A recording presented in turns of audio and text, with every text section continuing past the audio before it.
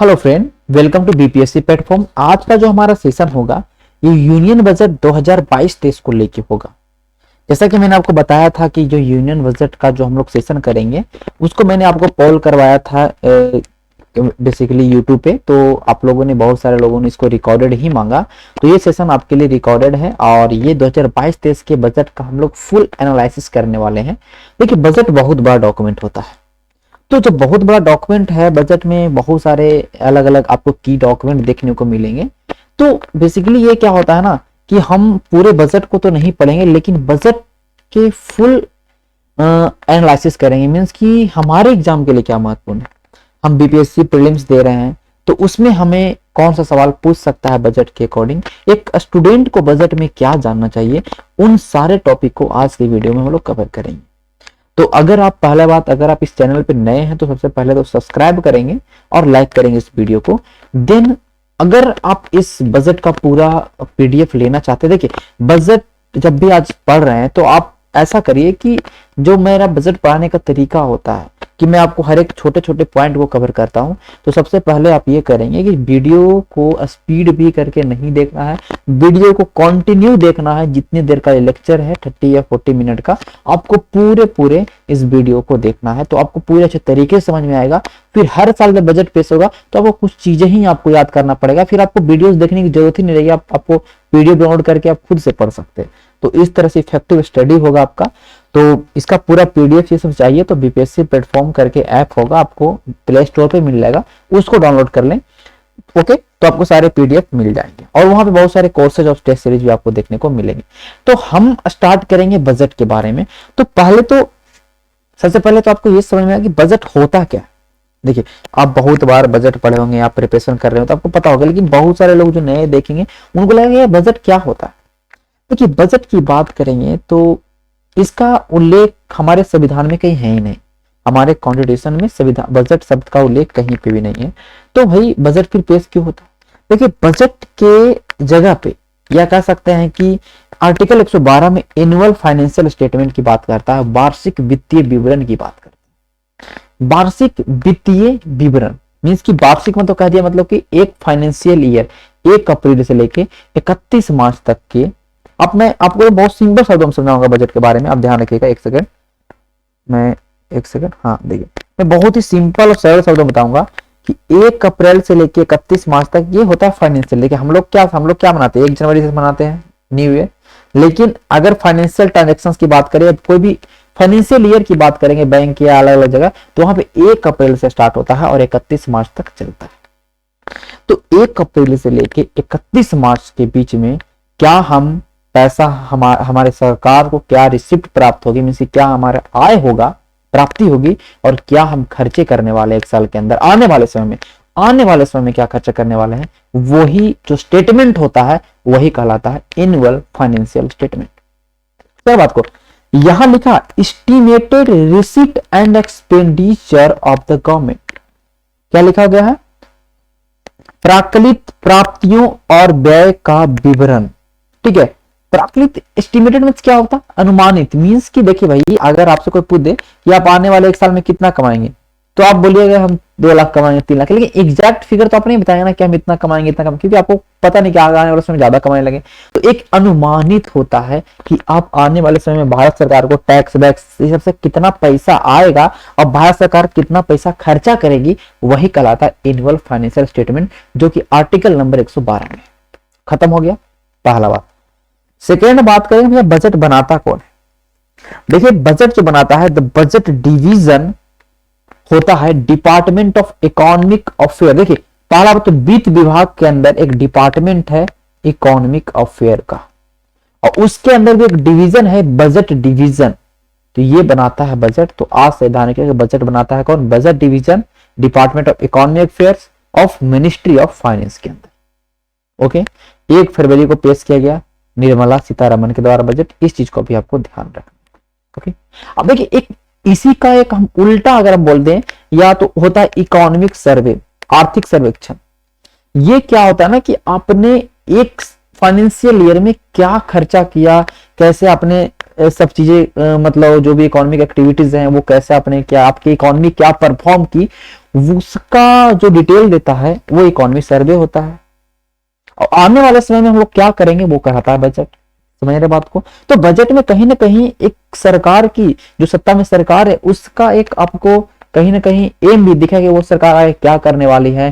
ठीक है, वो सारी चीज आपको बजट के अंदर दिखने को मिलेंगे। नए नए प्लान्स क्या आने वाले हैं, स्मार्ट सिटी, जो भी चीजें आप देखते होंगे बार बार, तो वो सारी चीजें होती है। मैंने बात, तो बजट जो मैंने आपको पढ़ाया है पॉलिटी में, आप देखिएगा बजट का क्या तरीका होता है, बजट बनाने में कितने प्रोसेस होते हैं। तो बेसिकली 6 प्रोसेस होते हैं बजट बनाने में, आपको दिख नहीं रहा, मैं पढ़ देता हूँ।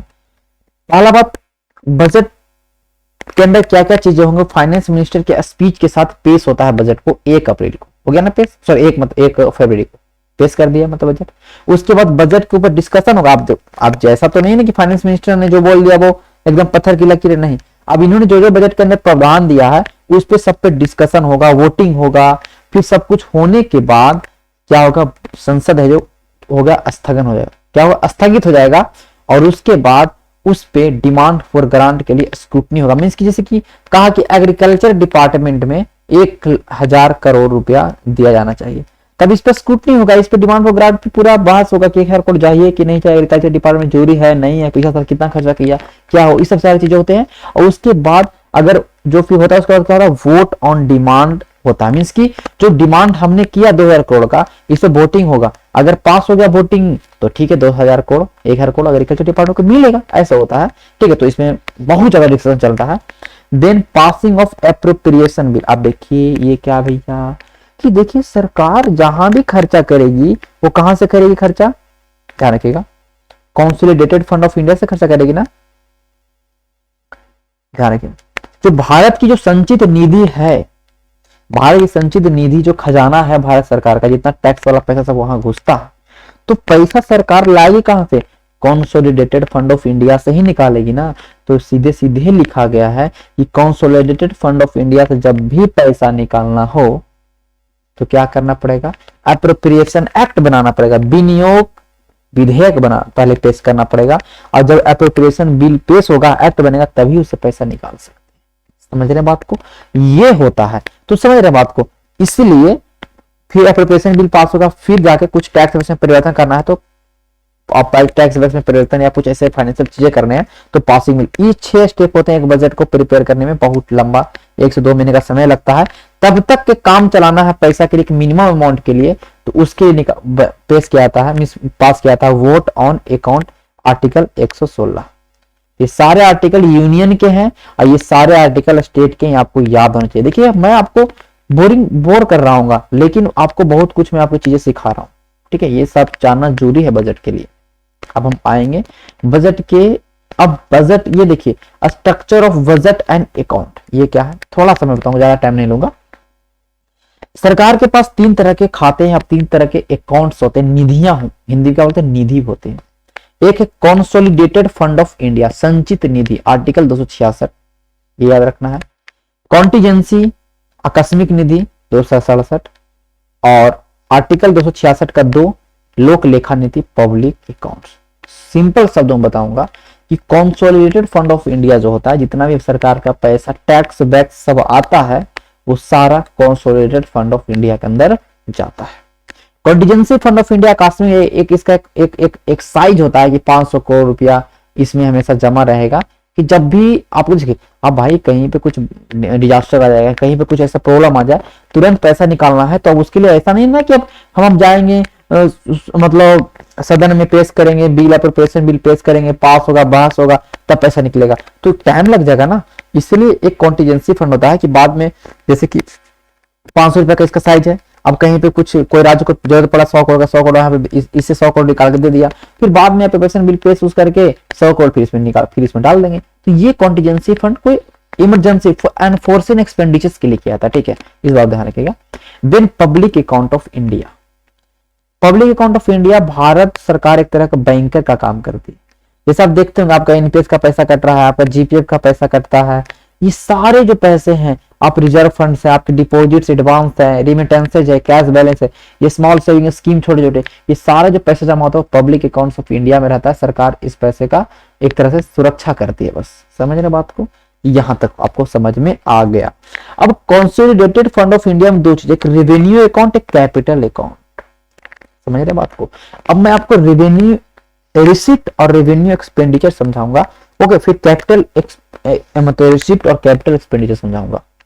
दो तरह की प्राप्ति होती है सरकार को, एक होता है रेवेन्यू, सिंपल शब्दों में इसको बोलते हैं हिंदी में राजस्व, और एक होता है कैपिटल, जिसको बोलते हैं सिंपल शब्दों में पूंजी प्राप्ति, पूंजीगत प्राप्ति। ये दोनों क्या प्राप्ति, सरकार को पैसा आ रहा है। रेवेन्यू रिसीट मतलब कि टैक्स, ये सबसे जो पैसा आया टैक्स से, या कोई नॉन टैक्स जैसे फाइन वाइन होता है, स्टैम्प ड्यूटी सवार होते हैं, वो सबसे जो पैसा आया, या ग्रांट इन एड है, कोई किसी तरह का ग्रांट इन एड मिलता है, ठीक है, कंट्रीब्यूशन से है, ये सारे पैसे किसके अंदर आएंगे, वो कहलाते हैं राजस्व की प्राप्ति हुई। भारत सरकार ने राजस्व की प्राप्ति की। तो कैपिटल रिसीट क्या होता है, भारत सरकार अगर, ध्यान रखिए, भारत सरकार अगर किसी तरह का, ध्यान रखिएगा, कर्जा ले वर्ल्ड बैंक से या मतलब एशियन डेवलपमेंट बैंक से, ये जिस तरह की सारे जो कर्जा होता है, समझ रहे, ये सारे कर्जे हैं, या भारत सरकार कोई कंपनी को डिस इन्वेस्टमेंट में लगा दे, ठीक है, कोई कंपनी को जैसे आईपीओ निकालता है इस तरह से, तो ये सारे जो इनकम होती है कहलाते हैं कैपिटल अकाउंट या कैपिटल रिसीट कहलाते हैं। पूंजीगत प्राप्ति क्या है, सारे हैं पूंजीगत प्राप्ति है। यहां तक आपको समझ में आ गया। खर्चे भी दो तरह के होंगे, एक रेवेन्यू एक्सपेंडिचर, एक कैपिटल एक्सपेंडिचर। रेवेन्यू एक्सपेंडिचर वही हुआ जैसे मैं आपको, सरकार पेमेंट दे रही है अपने एम्प्लॉइज को, सरकार शिक्षा पे खर्चा करे, सरकार यहाँ खर्चा करे, सरकार वहां खर्चा करे, ये सारे जनरल सर्विसेज, सोशल सर्विसेज, ये सारे खर्चे होते हैं सरकार के एक्सपेंडिचर्स में आते हैं, जो कि रेवेन्यू एक्सपेंडिचर कहलाता है, राजस्व खर्चे कहलाते हैं। सुन बात को, एक राजस्व खर्चे कहलाता है, जैसे कि कोई स्टेट को देना है पैसा, ये सारे राजस्व खर्चे कहलाते हैं। लेकिन कैपिटल एक्सपेंडिचर थोड़ा सा डिफरेंस है। कैपिटल एक्सपेंडिचर क्या हुआ, मैं आपको एक एग्जांपल देके समझाऊंगा। जैसे कि सरकार एक बिल्डिंग बना दे, एक सरकारी ऑफिस बना दे, है ना बात को, सरकार को एक ऑफिस बनाया, एक एसेट का निर्माण किया, सरकार ने एक एसेट का निर्माण किया, मान 100 करोड़ रुपया लगा दे इस बिल्डिंग में। ये जो खर्चा सरकार का वो क्या कहलाया कि सरकार ने एसेट के निर्माण करने के लिए जो खर्चा करा, वन टाइम सरकार ने एक्सपेंडिचर किया, ये हो गया कि सरकार ने पूंजीगत खर्चे किए, कैपिटल एक्सपेंडिचर किया। अब इसमें एम्प्लॉइज रह रहे हैं, इसमें अभी कंपनी कुछ, सरकार ने कुछ सरकारी ऑफिस बनाया, इसके अंदर एम्प्लॉइज काम कर रहे हैं, गार्ड है, जो भी चीज के मेंटेनेंस के लिए, इसके बिजली बिल, दिस दैट, तो ये जो खर्चे कहलाएंगे, ये सब जो एम्प्लॉइज को देने के लिए, ये कहलाएंगे रेवेन्यू एक्सपेंडिचर। क्या कहलाएंगे, राजस्व खर्चे। तो आप समझिए कैपिटल एक्सपेंडिचर क्या है, रेवेन्यू एक्सपेंडिचर क्या है। तो आज से जब भी सवाल आएगा तो समझ जाइएगा, मैं जब भी बाबा शब्दों का आगे उल्लेख करूंगा तो आप वहां पे समझ में आना चाहिए कि मैं क्या बोल रहा हूं, ठीक है। अब देखिए, बजट स्टार्ट करने से पहले हमको ये जानना जरूरी है कि पैसा आएगा कहां से। भारत सरकार जो बोल दी कि हम इतना पैसा हम प्राप्त करने वाले आने वाले समय में, एक साल में, तो कहां से आएगी, सबसे ज्यादा पैसा कहां से सरकार अनुमानित कर रही है, ये एग्जाम में सवाल डायरेक्टली पूछेगा। तो सबसे ज्यादा सरकार जो देख सकते हैं, पूरा आप वीडियोस को पॉज कर देखिएगा, बोरोइंग एंड अदर लिएबिलिटीज, उधारी से और अन्य देनदारियां जो हैं सरकार की, ठीक है, उनसे सरकार 35%, अगर सरकार को 100 रुपया का आमदनी होता है तो 35 रुपया सरकार ने उधार लिया वर्ल्ड बैंक को, एशियन डेवलपमेंट बैंक को, वहां से सरकार को आएगी 35%। तो सबसे ज्यादा सरकार बोलेगा, बिहार ये बोलेगा कि यूनियन बजट में सबसे ज्यादा जो पैसा आएगा या सबसे ज्यादा जो बजट हिस्सा का मतलब पार्ट है रिसीट का आय की, वो किससे है, तो बोरोइंग एंड अदर लायबिलिटी 35%, ये रट जाइए, ठीक है। सेकेंड, सरकार को जीएसटी कलेक्शन से आएगा पैसा 16%। तो इस बार अनुमानित कितना है, 7,80,000 करोड़, लाख करोड़, ठीक है, 7.8 लाख करोड़, ठीक है, 7.8 लाख करोड़, ठीक है। मैं तो यहां मैं ये लिख दूं, इतना लाख करोड़ रुपया सरकार को आएगा पैसा, कहां से, तो ध्यान रखिएगा, मतलब कि जीएसटी से 16, सेकेंड नंबर पे जीएसटी आ रहा है, ठीक है। पिछला अब यहां मैंने ये क्यों लिखा है कि 15.6% ज्यादा है आपके रिवाइज एस्टीमेट 2021-22 का जो बजट था ना, वहां पे अनुमानित किया था कुछ, लेकिन फिर बाद में देखिए बजट एक बार रिवाइज होता है ना। जैसे हम अनुमान किए कि 100 रुपया खर्चा करेंगे, वो खर्चा हो गया 150 रुपया, तो रिवाइज बजट कल आया कि 150 रुपया हमने खर्चा किया। तो रिवाइज एस्टीमेट में जो सरकार ने बनाया वो 2021-22 में 6.75 लाख करोड़ रुपया का जीएसटी कलेक्शन किया। तो जीएसटी 16% हम अनुमान कर रहे हैं कि जो हमारा पूरा बजट होगा, अगर हम 100 रुपया कमाएंगे देश के अंदर तो 16% हम जीएसटी से कमाएंगे, मीन की भारत सरकार खजाने में आएगी। फिर कॉर्पोरेशन टैक्स है, इनकम टैक्स है, उससे कहा कितना परसेंट है 5%, सॉरी 15%, ठीक है कितना है 15%। देखिए कॉर्पोरेशन टैक्स है, इनकम टैक्स है, ये कितने परसेंट है 15%। तो कम से कम ये 3 तो याद रखना है कोई भी हाल में, पैसा कहां से आ रहा है। समझ रहे बात को, कंप्लीट। अब है पैसा जाएगा कहां, हम खर्चा कहां करेंगे। खर्चा ही तो बजट कहलाता है ना, खर्चा ही तो बजट कहलाता है ना, कि हम कितना खर्चा करें वही बजट होता है ना। आय तो अलग है, हम खर्चा पहले आएगा पैसा तब तो खर्चा करेंगे ना। अब पैसा जाएगा कहां भैया, रुपीज गोज टू, तो सबसे ज्यादा सरकार खर्चा करेगी। अब सबसे ज्यादा सरकार कर्जा ले रही है तो सबसे ज्यादा सरकार कर्जा को चुकाने में खर्चा करेगी ना। तो ब्याज भुगतान में सरकार अगर 100 रुपया खर्चा कर रही है तो 20 रुपया ब्याज भुगतान में ही जा रहा है उनका। ये आपको याद रखना है। पहला नंबर पे कौन है, ब्याज भुगतान। दूसरा है नंबर पे 17% खर्चा करती है, अगर 100 रुपया खर्चा करे तो 17 रुपया कहां दे रही है, share of taxes in the duty. अब देखिए जितने भी जैसे जीएसटी कलेक्शन हुआ, अब इसमें जैसे फाइनेंस कमीशन बैठता है, आपको पता होगा जो भी टैक्सेस आते हैं उन सारे का बंटवारा होता है। उनका बंटवारा जो होगा स्टेट के अंदर, जो आपका हॉरिजॉन्टल डिवोल्यूशन होता है, वर्टिकल डिवोल्यूशन, तो स्टेट को जो पैसा देती है सरकार टैक्स का हिस्सा जो, उसमें 17% अपने मतलब 17% इस बार का बजट का जाएगा उसी चीज में। फिर सेंट्रल कुछ स्कीम है जो सेंटर के द्वारा स्पॉन्सर किया उसमें 15%। 3 याद रखना, 20, 17, 15, और यहाँ पे याद रखना है 35, 16 और 15। कंप्लीट है, यहाँ तक कोई दिक्कत नहीं है, समझ में आ गया होगा। ओके, और भी कुछ ऐसी चीजें हैं देख सकते हैं कि पेंशन में 4% है, तो ये सब उतना महत्वपूर्ण है। सब्सिडी में 8%, डिफेंस वाला याद रखेगा कि 8% डिफेंस में खर्चा कर रही है, ठीक है, ये महत्वपूर्ण है। यहां तक समझ में आ गया, कोई दिक्कत नहीं होगा। हम चलेंगे आगे। अभी देख रहे हैं ये क्या है, ये सरकार का आप कह सकते हैं कि फिस्कल मैनेजमेंट बताया, सरकार ने बताया कि हम किस किस तरह से कितना पैसा प्राप्त कर रहे हैं, वो आपको ध्यान में होना चाहिए। ओके, अब देखिए बजट की बात है, तो बजट में रेवेन्यू रिसीट कितना सरकार प्राप्त कर रही है। देखिए ये मैंने जो बॉक्स में लाया ना उसी को रखना है, ठीक है, उसी को याद रखना है, ये कोई महत्वपूर्ण चीज नहीं है, तो मैं ये बस कंपेरिजन किया गया है। तो देखिए लिखा गया है कि 2022-23 में जो भारत सरकार राजस्व की प्राप्ति करेगी वो करेगी 22,044,22 याद रहेगा, 22,044,22 ये भारत सरकार को राजस्व की प्राप्ति होगी। ओके, उसके अंदर में टैक्स से इतना पैसा आएगा, नॉन टैक्स से इतना, मतलब टैक्स में आपका इनकम टैक्स, जीएसटी वेस्टी जो भी है इतना आएगा, तो ये आपको जरूरी नहीं, ये जरूरी नहीं। मैंने ब्लू वाला जो किया वो अच्छा। अब देखिए कैपिटल रिसीट, भारत सरकार को पूंजीगत प्राप्ति होगी 17,40,487 का। समझ रहे बात को, इतना हो गया। ओके ओके, उसके बाद टोटल दोनों को जोड़ लिए, ये 39,44,909 मीन्स की 39.45 बोल दूं लाख करोड़ रुपया जो है, इतना 39.45 लाख करोड़ रुपया जो है भारत सरकार का इस बार का आय है। ठीक है, इस बार का आय है। समझ में आ गया, कोई दिक्कत नहीं है, यहां तक आपको समझ में आ गया होगा। ठीक है, अब इसमें आपका कैपिटल भी आय पता, आपको रेवेन्यू भी, रिसीट भी मैंने शामिल कर दिया कैपिटल।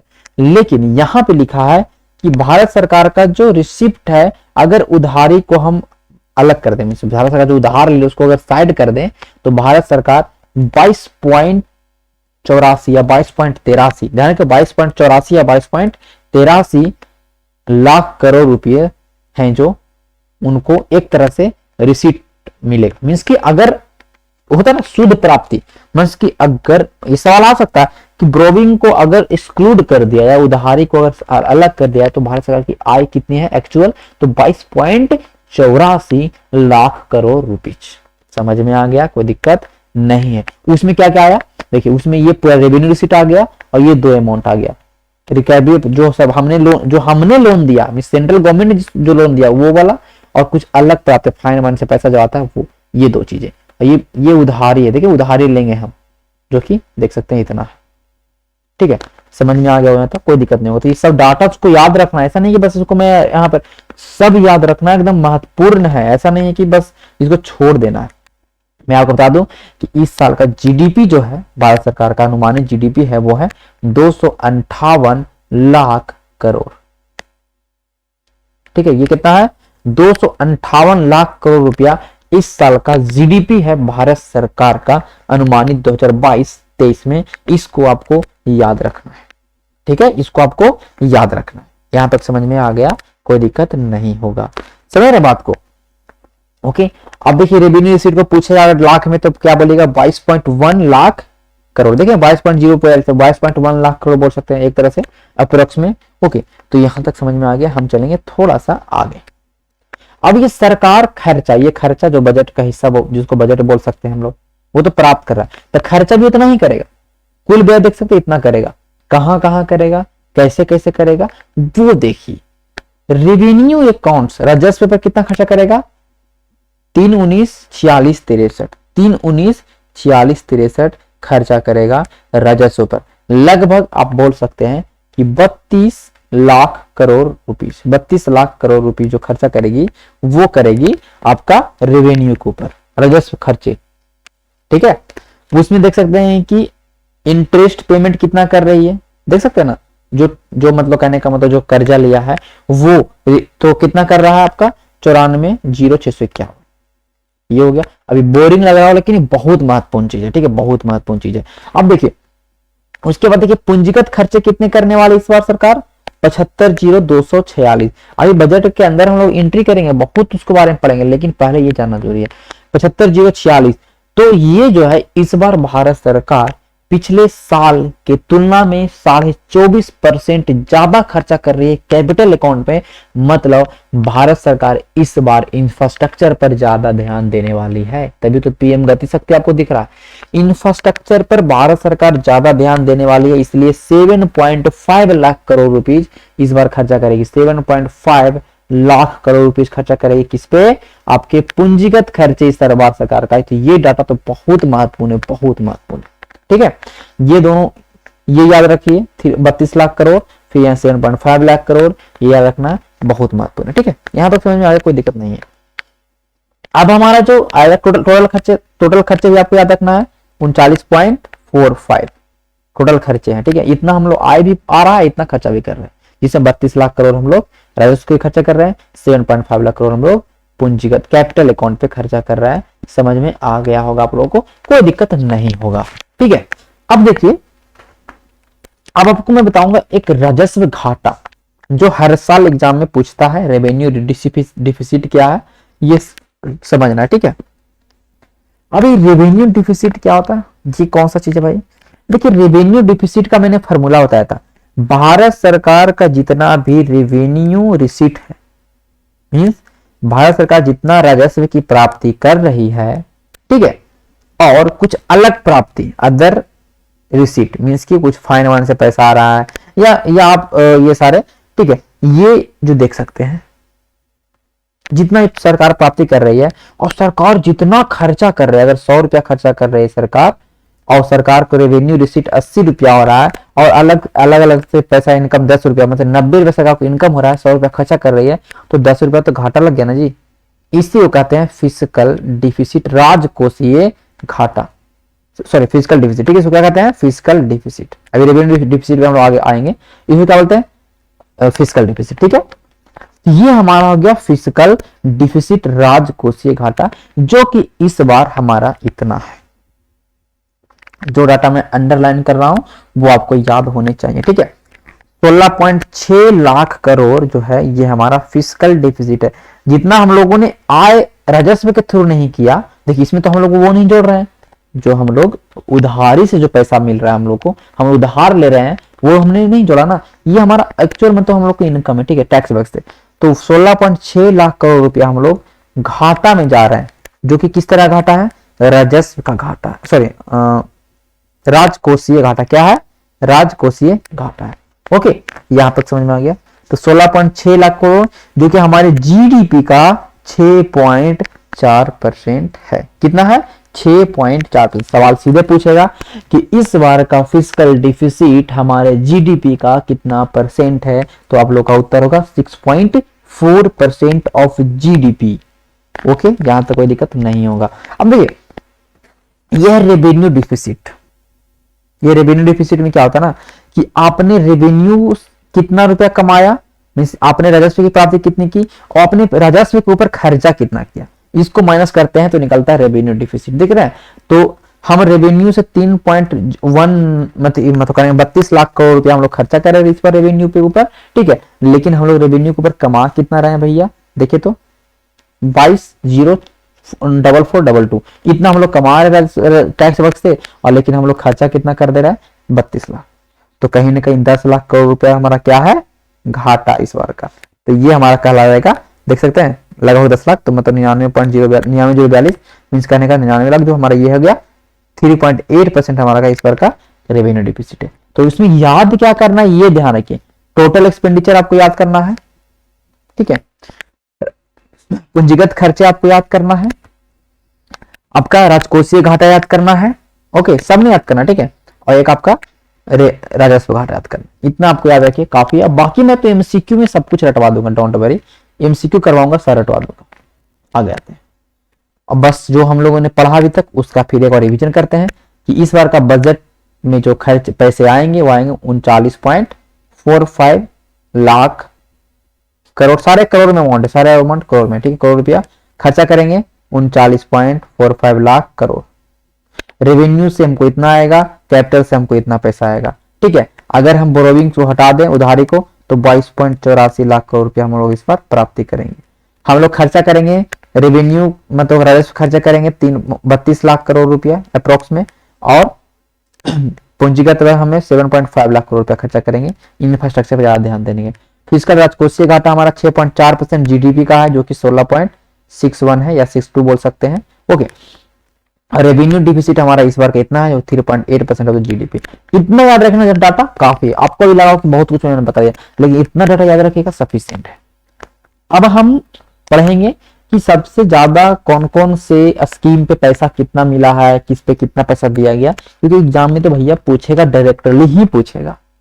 देखिए नेशनल हेल्थ मिशन पे इस बार जो सरकार खर्चा कर रही है वो कर रही है, देख सकते हैं आप 37,800 करोड़ रुपया। कोई पूछ देगा कि एनएचएम नेशनल हेल्थ मिशन में कितना खर्चा कर रही है, तो बोले 37,800 करोड़ रुपया, ठीक है। जल जीवन पे भारत सरकार इस बार खर्चा कर रही है, देख सकते हैं 60,000 करोड़ रुपए। कितना ये आपका अमाउंट है, 60,000 करोड़ रुपए, ठीक है, 60,000 करोड़ रुपया, ठीक है। ये पिछला साल का रिवाइज एस्टिमेट, ठीक है, पिछला साल का। तो ये 60,000 करोड़ कर रहे जल जीवन मिशन पे, ठीक है। आत्मनिर्भर भारत योजना पर सरकार खर्चा कर रही है इस बार 6400 करोड़। प्रधानमंत्री स्वास्थ्य सुरक्षा योजना पर सरकार खर्चा कर रही है, देख सकते हैं 10,000 करोड़, ओके 10,000 करोड़, ठीक है। यहां देख सकते हैं पीएम किसान पर सरकार खर्चा कर रही है 68,000 करोड़, ठीक है, देख सकते हैं। उसके बाद हमारा है national education mission. National education mission पर जो सरकार खर्चा कर रही है इस बार, वो कर रही है, आप देख सकते हैं 39,553 करोड़ रुपया खर्चा कर रही है नेशनल एजुकेशन मिशन पर।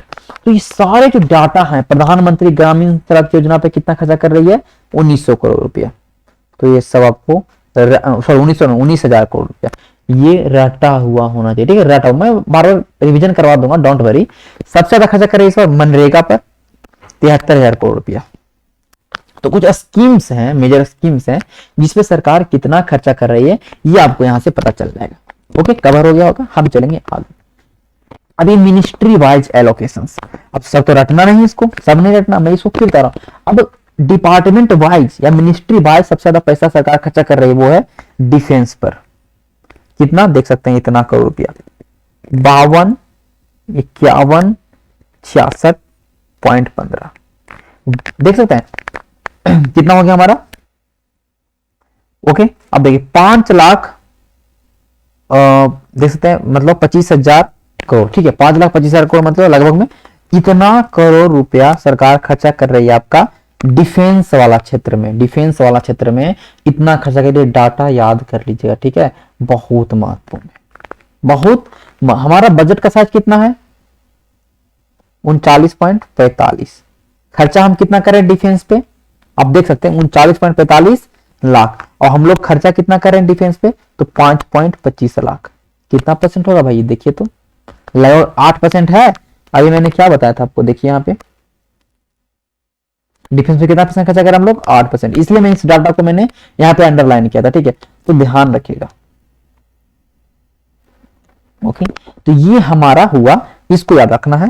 ओके, उसके बाद आप देख सकते हैं ये सारे जो है, रेलवे वाला याद रखना है, रेलवे वाला महत्वपूर्ण है। ओके, रेलवे वाला याद रखना है, रूरल डेवलपमेंट है, ये महत्वपूर्ण है, ये याद रखना है। ओके, तो जो तीन जो मैंने अंडरलाइन किया कम से कम वो आप याद रखिए। बाकी ये सारे डाटा तो नहीं देंगे, लेकिन सबसे ज्यादा खर्चा कर रहा है डिफेंस पे, देख सकते हैं, तो ये सवाल पूछ सकता है। बाकी क्या क्या पूछेगा, कैसे ये सवाल बनेगा, वो हम बना देंगे उस एमसीक्यू में, और हम करवा देंगे आपके एग्जाम से पहले। अब इस बार का जो बजट है, इस बार का बजट का जो थीम अगर हम बात करेंगे, अगर बजट की बात करेंगे, तो सबसे ज्यादा फोकस किया इंफ्रास्ट्रक्चर पे, रेलवे है, मल्टी मॉडल कनेक्टिविटीज हैं, ओके, लॉजिस्टिक पार्क जो बात कर रहा है, डिजिटल टेक्नोलॉजी की बात कर रहा है, वर्चुअल एसेट को टैक्सेबल एसेट बोला है इस बार का। ओके, ई पासपोर्ट है, डिजिटल यूनिवर्सिटीज हैं, 5G स्पेक्ट्रम की बात किया है। ओके, बहुत सारे, जैसे लैंड रिकॉर्ड का जैसे कि डिजिटलाइजेशन किया जाएगा। ओके, तो ये सारे चीज का जो इस बार हमारे बजट में फोकस किया गया। ओके, उसके बाद बात करेंगे बजट में कोई भी टैक्स, किसी तरह का नया टैक्स नहीं किया गया, बल्कि एक जो वर्चुअल डिजिटल एसेट है, जैसे क्रिप्टो की बात कर ले, उस पे टैक्स की बात किया गया, 30% टैक्स लगेगा, ये बात किया गया। ओके, तो ध्यान रखिएगा, इस बार का जो बजट है वो गवर्नमेंट कैपिटल एक्सपेंडिचर पे ज्यादा खर्चा करेगी। ओके, इस बार ध्यान रखिएगा, प्राइवेट सेक्टर इन्वेस्टमेंट पे सरकार ज्यादा ध्यान देगी। ओके, तो इस चीज को ध्यान रखना है। ओके, समझ में आ गया यहां तक? ओके, अब हमारा तो बजट अनाउंस हुआ, तो बजट में हमारे निर्मला सीतारमण ने बोला कि इंडिया ने 75 साल के जो इंडिपेंडेंस का 75 साल जो हो गया, जो हम आजादी का जो अमृत महोत्सव कर रहे थे, वो हमारा हो गया। अब हम लोग आगे 100 साल में, जो भारत आजाद हुआ 2047 तक के, हमारा 100 साल हो जाएगा, तो 75 से लेके 100 तक के जो सफर है उसको क्या बोला उन्होंने, अमृत काल बोला। क्या बोला? अमृत काल बोला। देखिए लिखा, apart from this the budget also laid on a plan for next 25 year and refer to same period as the Amrit Kaal. India को 100 साल में, हम लोग आने वाले 25 साल में क्या रहेगा, उसी को फोकस करते हुए इस बार का बजट बनाया गया है। समझ में आ गया? तो कुछ ऐसे गोल्स हैं जो कि अचीव किया जाएगा अमृत काल के समय, तो इस बात को ध्यान रखें, vision for India at 100। Okay, budget में इस बार का इकोनॉमिक ग्रोथ 9.2% किया गया, इसको याद करना है। ओके, जो अभी सारे इकोनॉमी, जितने भी अर्थव्यवस्थाएं हैं अभी तक के अलग अलग कंट्रीज के, उससे हाईएस्ट में सबसे ज्यादा बोला गया कि 9.2% का हमारा इकोनॉमिक ग्रोथ करेगा। 60 लाख नए जॉब बनाए जाए, नए जॉब होंगे। Productivity link incentive scheme PLI scheme के तहत 14 सेक्टरों में 60 लाख नए जॉब आपके उत्पन्न होंगे। अब PLI स्कीम क्या है ये मैं आपको समझाऊंगा कभी और वीडियो बना के, ठीक है, किस तरह से बहुत सारे उद्योगों को इंसेंटिव दिया जा रहा है। तो प्रोडक्टिव लिंक स्कीम के तहत 14 सेक्टर में 60 लाख जॉब, ये आपको प्रीलिम्स के लिए रखना है। ओके, कारण कि PLI स्कीम के तहत बोला गया है कि PLI स्कीम अच्छे तरीके से चलता है तो उनके पास पोटेंशियल है कि वो 30 लाख करोड़ रुपए का उत्पादन भी करेगी। मींस कि एक तरह के GDP में योगदान होगा 30 लाख करोड़ रुपए का। ये फर्स्ट वाला पेज जो मैंने आपको ये दिया ना, ये आपको तो हमेशा पूरा याद होना चाहिए, ठीक है। आगे चलेंगे हम लोग। देन ये गोल ऑफ अमृतकाल जो है 25 साल आगे, वो 2047 तक के हमारा क्या रहेगा, focus on growth and all inclusive welfare. Growth पे हम लोग फोकस करेंगे। Promoting technology enable development, energy transition and the climate action, इन सारे चीजों पे ध्यान देंगे। Virtuous cycle starting from private investment पे ध्यान देंगे।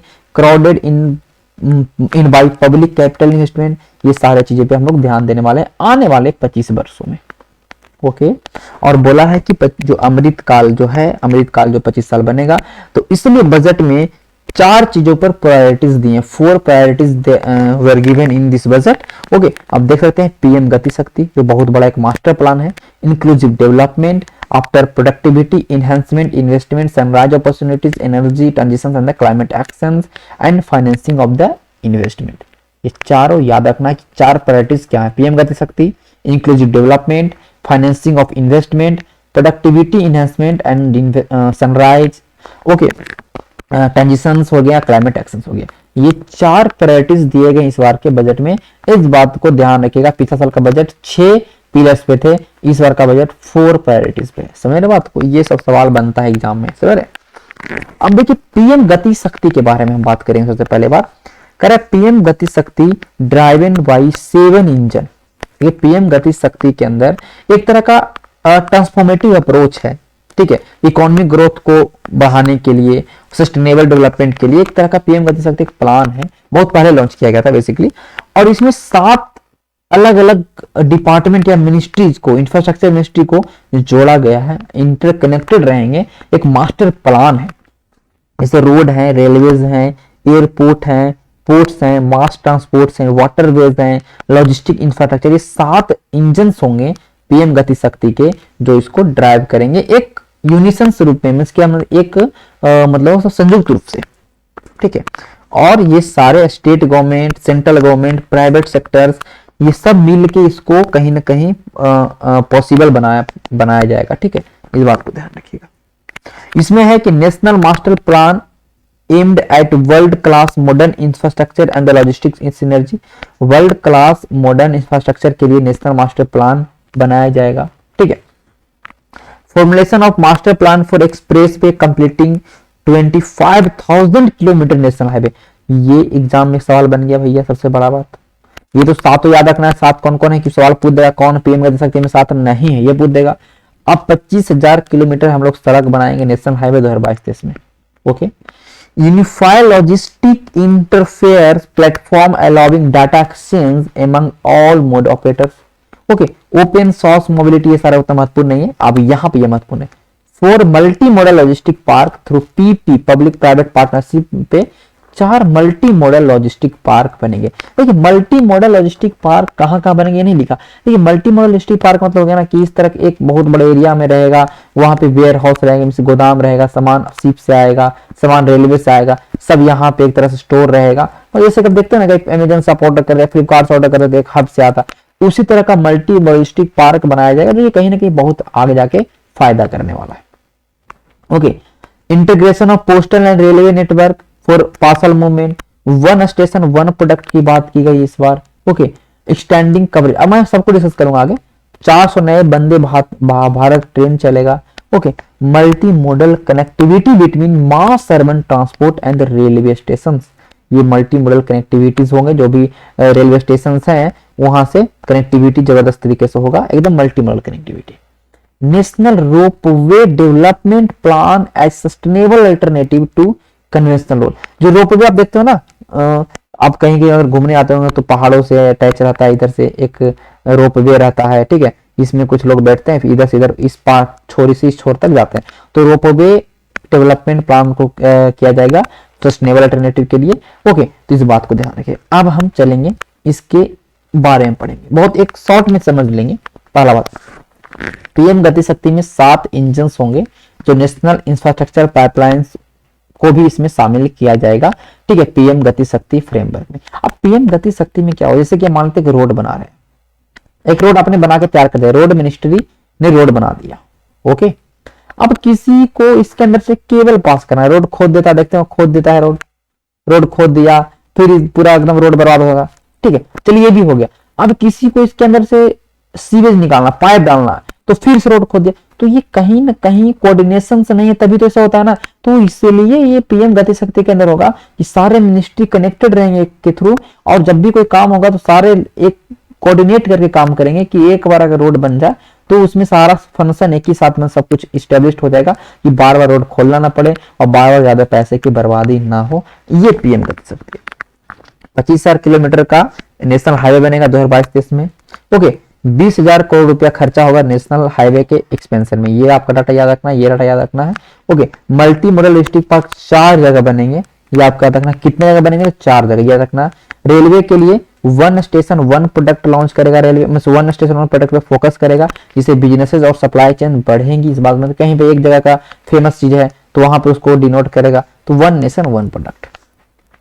अब 2000 किलोमीटर रेलवे जो है अंडर कवच में, कवच के अंडर में आएगा। कवच क्या एक तरह का world class safety capacity augmentation है। कवच के अंदर अगर हम बात करेंगे उसको बोलते train collision avoidance system, TCS, ठीक है। ये क्या ना कि जैसे देखते हैं कि ट्रेन एक दूसरे से ट्रेन टकरा जाती है, तो ये इस तरह से जीपीएस यूपीएस से कनेक्ट रहेगा कि अगर एक पटरी पर अगर ट्रेन आ रही है तो ऑटोमेटिक उसमें ब्रेक लग जाएगा, सिग्नल कनेक्ट करेगा, ये इस ट्रेन की ट्रेन से कनेक्ट होगा, कैसे भी करके ऑटोमेटिक दूरी पर ट्रेन कोलिजन होने से बचेगा और रुक जाएगा। तो इस तरह का सिस्टम डेवलप किया जाएगा। 2000 किलोमीटर रेलवे जो है, रेलवे लाइन्स है वो इसके अंदर में आएंगे। तो ये ध्यान रखना, ये पूछा कितने हजार किलोमीटर।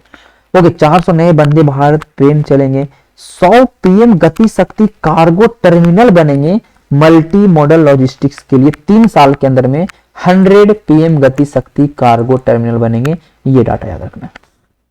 पर्वतमाला, वही जो मैंने बताया कि नेशनल रोपवे डेवलपमेंट प्रोग्राम है, जो 8 रोपवे प्रोजेक्ट्स बनेंगे 60 किलोमीटर के।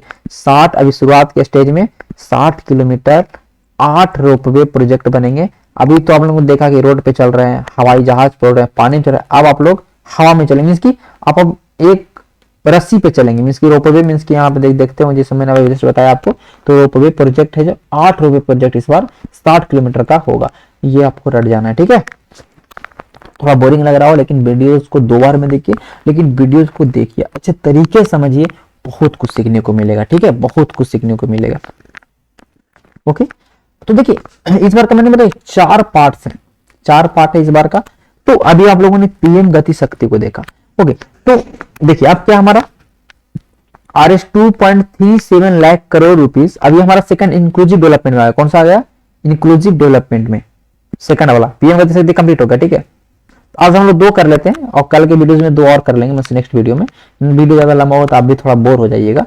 तो 2.37 लाख करोड़ रुपया इस बार खर्चा करेगी सरकार एमएसपी के थ्रू, मिनिमम सपोर्ट प्राइस के थ्रू। 1.63 करोड़ फार्मर्स को इसका फायदा मिलेगा। एमएसपी पे से जो मतलब फसल होता है उसको खरीदेंगे सरकार। 1.63 करोड़ किसानों को 2.37 लाख करोड़ रुपए का सीधा भुगतान, ये डाटा याद रखना है। ओके, इस बार रिकॉर्ड फूड ग्रेन प्रोडक्शन किया जाएगा। ओके, उसके बाद कह रहा है कि केमिकल फ्री फार्मिंग को, नेचुरल फार्मिंग को, जैसे देखते हैं कि बहुत सारे किसान बहुत सारे केमिकल्स का इस्तेमाल करते हैं, तो आप इस बार ऑर्गेनिक फार्मिंग पर ध्यान दिया जाएगा। और इसके सबसे पहला स्टेज पे क्या बोला गया है कि गंगा के किनारे 5 किलोमीटर बेल्ट पे, मतलब जो कॉरिडोर है उस पे पहली बार इस पे फोकस किया जाएगा कि केमिकल फ्री फार्मिंग हो। ठीक है, ओके, 2023 को इंटरनेशनल ईयर ऑफ मिलेट्स का अनाउंस किया गया। ठीक है, तो इंटरनेशनल ईयर ऑफ मिलेट्स, बाजरा का जो अंतरराष्ट्रीय वर्ष के रूप में 2023, ये डाटा महत्वपूर्ण है भाई। ओके, इसको याद रखना है। एक comprehensive scheme to increase domestic production of oil seed will be implemented, एक स्कीम आएगा जो ऑयल सीड जो होता है, तिलहन जो होते हैं, उनका उत्पादन बढ़ाने के लिए योजना आएगी। डाटा याद, इसमें डाटा नहीं, इसको याद नहीं रखना, कोई जरूरी नहीं है। For delivery of digital and hitech services to farmer, a scheme in public private partnership mode भी लॉन्च, मतलब फार्मर को डिजिटली रूप से हाईटेक सर्विसेज मिले, उसके लिए पब्लिक प्राइवेट पार्टनरशिप मोड पे कुछ चीजें लॉन्च होगी। ओके, तो ये भी आपका डाटा महत्वपूर्ण नहीं है, इसको याद नहीं रखना। नवाड to facilitate fund with blended capital to finance startup, अब एग्रीकल्चर के क्षेत्र में या कोई रूरल इंटरप्राइज के क्षेत्र में कोई स्टार्टअप करना चाहते हैं, कोई नया बिजनेस करना चाहते हैं, उसके लिए नवाड जो है वो फंड देगी विथ ब्लेंडेड कैपिटल। इस बात को ध्यान रखिएगा कि नवाड इस तरह के काम को करेगी, ये महत्वपूर्ण है। किसान ड्रोन लॉन्च किया जाएगा, किसान ड्रोन के माध्यम से फसलों का मूल्यांकन होगा, उनका डिजिटाइजेशन ऑफ लैंड रिकॉर्ड, जो भी भूमि है उनका मतलब एक तरह से सारा का रिकॉर्ड ऑनलाइन अवेलेबल होगा। ठीक है, ड्रोन के माध्यम से इंसेक्टिसाइड का छिड़काव किया जाएगा। ठीक है, तो ये देखते हैं किसान ड्रोन इस बार में नया है, महत्वपूर्ण है। ठीक है, इसको आपको याद रखना है। आफ्टर केन बेतवा प्रोजेक्ट के बारे में बात किया गया कि 1400 करोड़ रुपया खर्चा किया जाएगा। केन बेतवा नदी जोड़ो परियोजना जो होता है, एक तरह से अटल बिहारी वाजपेयी का बहुत बड़ा सपना था, तो केन, ओके देख सकते हैं यहाँ पे आपको दिख पा रहा होगा। ओके, केन बेतवा जो नदियां हैं उन दोनों नदियों को जोड़ा जाएगा। ओके, उन दोनों नदियों को जोड़ा जाएगा। ओके, देख सकते हैं बेतवा नदी है। ठीक है, तो अब देखिए ये केन और यहाँ पे देखिए के नदी, तो इन नदियों को इंटरलिंक किया जाएगा। इस ये जो एरिया है, इससे क्या होगा ना कि 9.0 lakh hectares of farmer land to receive irrigation benefit, तो 9.08 लाख करोड़ फार्मरों को सिंचाई की व्यवस्था मिलेगी। समझ रहे बात को, बहुत, और इससे बिजली उत्पादन भी होगा, बहुत फायदा होगा। तो कितना खर्चा करेगा? 1400 करोड़, यही ध्यान रखना। ड्राफ्ट डीपीआर और भी जो नए कुछ रेल मतलब नदी जोड़े परियोजना में कुछ ऐसे नदियां जैसे कि दामगंगा, पिंजाल है, पार तापी नदियां हैं, गोदावरी कृष्णा है, कृष्णा पेनारी, सारी नदियों को भी जोड़ने का काम किया जाएगा। इसके लिए ड्राफ्ट बन चुका है।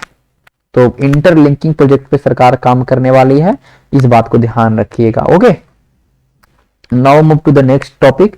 Micro small and medium enterprises की बात कर रहा है कि Udyam, E Shram, national career service, Aatmanirbhar skilled employer mapping scheme portal, सबको एक साथ, उद्यम पोर्टल हो गया, ई श्रम पोर्टल हो गया, ठीक है, नेशनल कैरियर सर्विस हो गया और स्कीम पोर्टल, सबको एक पोर्टल को एक साथ इंटरलिंक करने की बात कर दिया। समझ रहे बात को? ये एमएसएमई की बात कर रहा है कि जो सूक्ष्म लघु मध्यम है वही सारे 100 पोर्टल उसी से संबंधित है। ओके, 130 लाख सूक्ष्म लघु मध्यम उद्योगों को एडिशनल क्रेडिट दिया जाएगा emergency credit link guarantee scheme के तहत। ठीक है, ये ईसीएलजीएस और ईसीएलजीएस का टाइम को मार्च 2023 तक के बढ़ा दिया है, ये भी डाटा याद रखिएगा।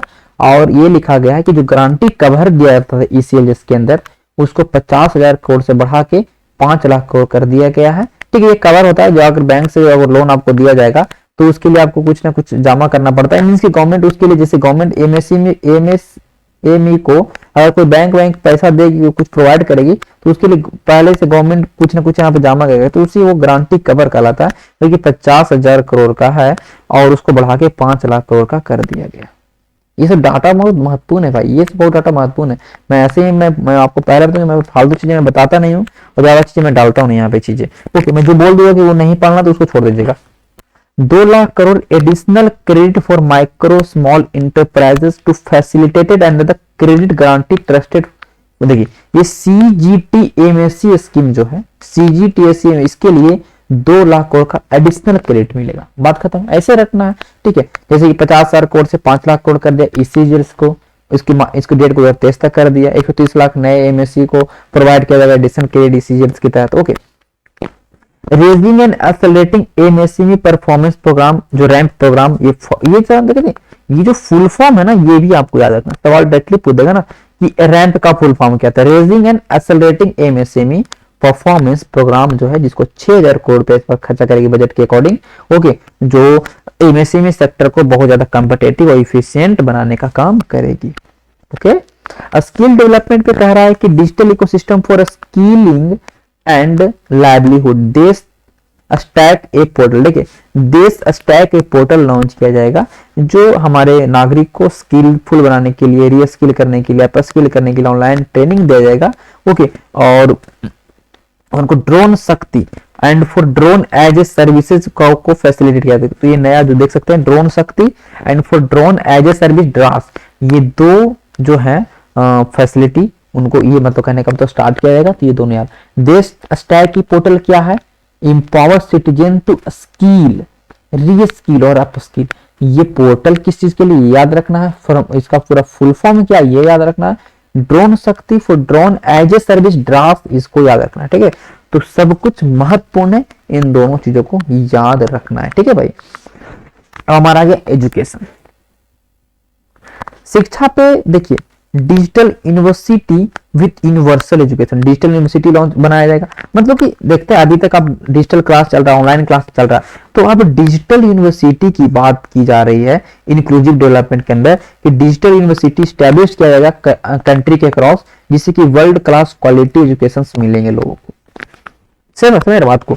Launch of Desh stack E portal, same चीजें, digital ecosystem for skilling and livelihood, ये पोर्टल अभी मैंने बताया।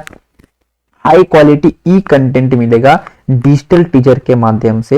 1 class 1 TV channel programme launch किया जाएगा। पहले 12 चैनल थे फ्री शिक्षा देने के लिए, अब 200 टीवी चैनल को लॉन्च किया जाएगा। 1 क्लास 1 टीवी, एक क्लास के लिए एक टीवी चैनल होगा। समझ बात को, इतना अच्छा काम करने आ रही है सरकार।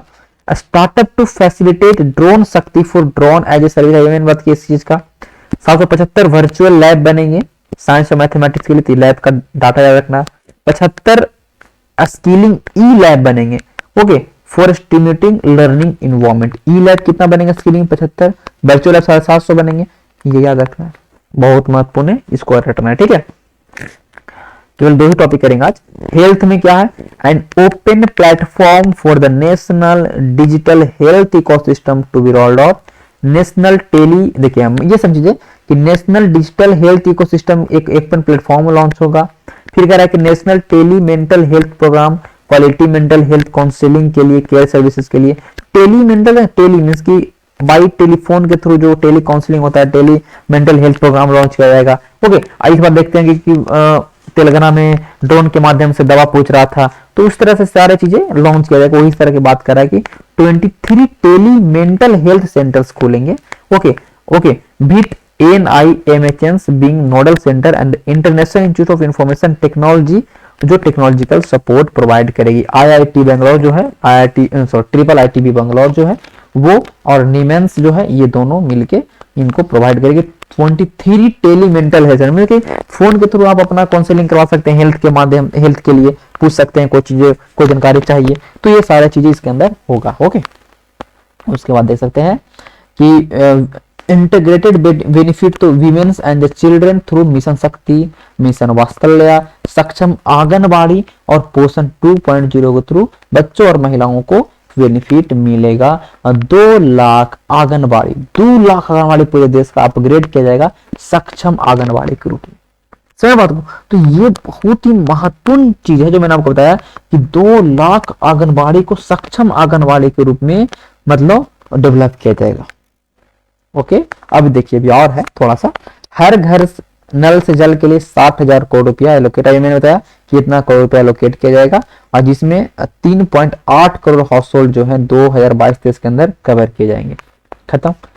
सबके लिए घर 48,000 करोड़ रुपया हाउसिंग डिपार्टमेंट के लिए, आवास योजना के लिए दिया गया है। ओके, जिसमें 80 लाख घर बनेंगे। ओके, अब देख सकते हैं कि prime minister development initiative for north east, देखिए PM डिवाइन जो है, PM डिवाइन जो है, ये एक तरह का योजना है जो नॉर्थ ईस्ट रीजन जो है भारत का, वहां पर डेवलपमेंट करने के लिए रीजन बना।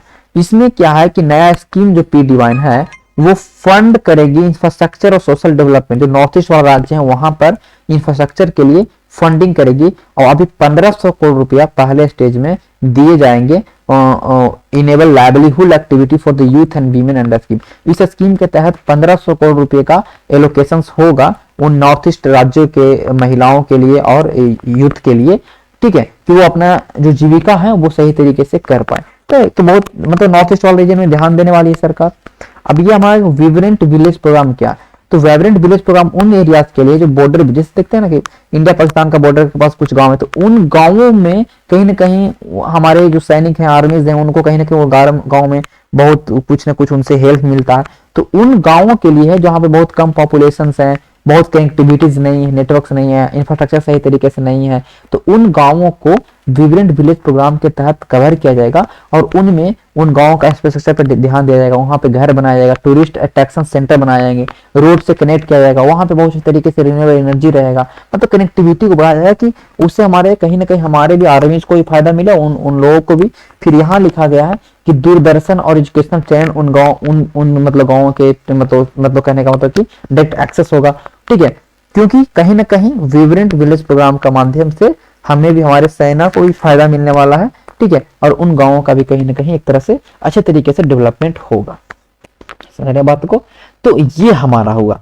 ओके, अब उसके बाद है कि बजट किस तरह से डिजिटल पेमेंट को प्रमोट कर रही है। तो any time anywhere post office saving जो है 2022 में 100% 1.5 लाख पोस्ट ऑफिस जो है वो कोर बैंकिंग सिस्टम के अंदर में आया, ठीक है, और फाइनेंशियल इंक्लूजन को इनेबल किया, ठीक है। तो नेट बैंकिंग के थ्रू जितने पोस्ट ऑफिस वाले जो खाते थे वो अब एक्सेसिबल किया जाते हैं, मोबाइल बैंकिंग के थ्रू, ATM के थ्रू, तो ये सारी चीजें 1.5 लाख पोस्ट ऑफिस ये सारे जो हैं आएंगे कोर बैंकिंग सिस्टम के अंदर। इस बात को ध्यान रखिएगा 2022 के अंदर, समझ रहे बात को, 2022 के अंदर।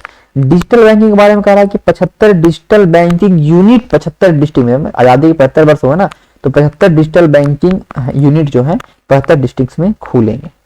डिजिटल पेमेंट के बारे में कहा कि financial support for the digital payment ecosystem announce in budget will continue in 2022-23। वो सारी चीजें जो फाइनेंशियल सपोर्ट जो था डिजिटल पेमेंट के लिए वो 2022-23 में कंटिन्यू रहेगा, इस बात के बारे में किया गया है इस बार के बजट में। ओके, ध्यान समझ में आ गया।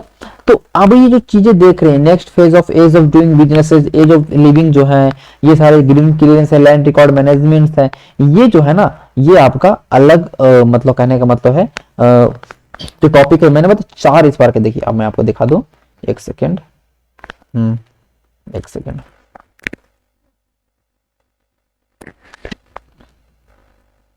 ये जो मैंने बताया ना, अभी हम लोगों ने क्या क्या कवर किया मैं आपको बता देता हूँ एक बार। ओके, अभी तक हम लोगों ने पीएम गति शक्ति और इंक्लूसिव डेवलपमेंट को हम लोगों ने कवर कर लिया। अब फाइनेंसिंग ऑफ इन्वेस्टमेंट है, प्रोडक्टिविटी इन्वेस्टमेंट जो ये सारे हैं, इसको हम लोग कल के वीडियो में कवर करेंगे। और कुछ इंपॉर्टेंट जो फैक्ट हमारे बजट के लिए जो है, जो हमसे छूट जाएगा, वो लास्ट उसको आज मतलब कल के वीडियोज में कवर करेंगे। और इससे क्या होगा कि बजट के अंदर जितनी भी चीजें, जितने प्रावधान है, जो सारी चीजें हैं, आपको कवर हो जाएगा, सवाल कहीं से भी नहीं छूटेगा, फिर हम लोग इकोनॉमी सर्वे कर पाएंगे। ठीक है, तो चलिए मिलते हैं कल के वीडियो में। वीडियो कैसा लगा जरूर कमेंट करके बताइएगा, और क्या इसमें आपको क्या वीडियोस लंबा है, छोटा है, क्या चीज आपको उससे जरूर कमेंट करके बताइएगा। फिर हम लोग मिलेंगे कल के वीडियो, तब तक के लिए धन्यवाद।